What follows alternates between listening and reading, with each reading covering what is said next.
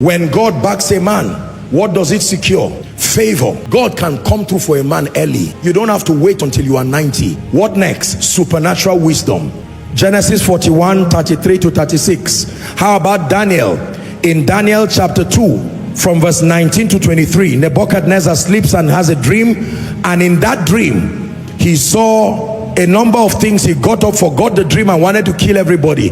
And the Bible says, then the secret was revealed unto Daniel in the night vision, and he went back, gave the solution to the king. How about King Solomon? In 1 Kings chapter 3, from verse 16 to 28, but just give us 28. Remember, Solomon accessed wisdom, and there were two harlots, and there came a contention as to whose child is who. The Bible says, after he judged wisely, all Israel heard of the judgment which the king had judged, and they feared the king, for they saw that the wisdom of God was in him to do judgment. I pray for you that will be your testimony. John chapter 8, 1 to 11, just write for reference. I'm showing you instances of divine wisdom that came as a result of the backing of the Lord.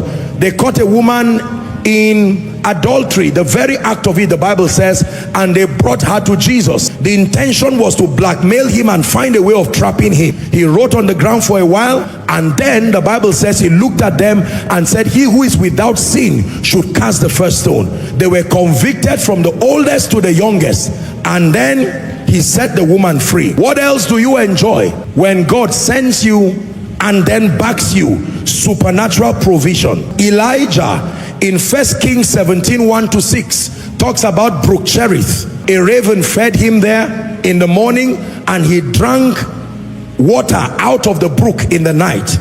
1 Kings chapter 17, 1 to 6. And then from verse 7, the Bible says, now in a matter of time the brook dried up, and God now sent him to the widow in Zarephath. How about John chapter 2, the wedding in Cana of Galilee?